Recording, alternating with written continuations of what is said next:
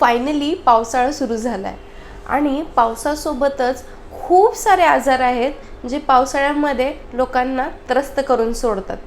त्याच्यामध्ये सगळ्यात पहिलं आणि सगळ्यात जास्त लोकांना त्रासदायक ठरणारी गोष्ट म्हणजे सांधेदुखी.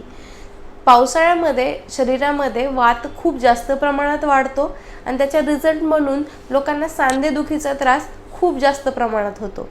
सो ज्या लोकांना असा त्रास आहे त्यांनी आठवड्यातून कमीत कमी एकदा तरी एरंड तेलाने पूर्ण शरीराला स्नेहन करणं व गरम पाण्याने अंघोळ करणं किंवा स्टीम घेणं ही गोष्ट सातत्याने केली पाहिजे.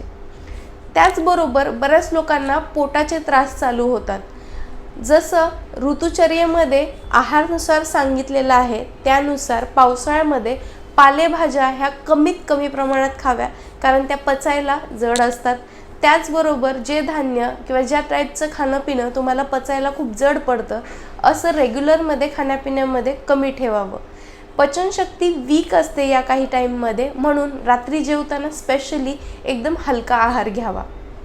त्याचबरोबर फंगल डिसीजेस, रिंगवॉर्म असे प्रकार पावसाच्या दिवसामध्ये वाढलेले दिसून येतात.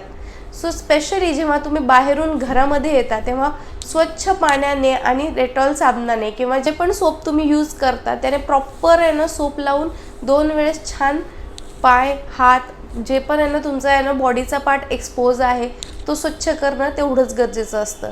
व अंघोळ केल्यानंतर व बाहेरून जेव्हा तुम्ही हातपाय तोंड धुवून रेडी होता त्याच्यानंतर ती त्वचा प्रॉपर कोरडी करणं ही तेवढंच इम्पॉर्टंट ठरतं. बरेच लोक आहेत त्यांना पावसाळ्यामध्ये वारंवार सर्दी होणं, सायनोसायटिसचा त्रास होणं, खूप शिंका येणं, ॲलर्जीचा काही त्रास होणं हा प्रकार खूप जास्त प्रमाणात पाहायला मिळतो. सो ते अवॉइड करण्यासाठी आहारामध्ये कफ शोषून घेणाऱ्या खाण्यापिण्याच्या गोष्टींचा समावेश करणं खूप गरजेचं असतं. जसं की सुंठ, त्याचबरोबर अजवाईन, जिरे अशा प्रमाणाच्या जे खाण्यापिण्याच्या गोष्टी आहेत त्या आहारामध्ये ॲड कराव्या.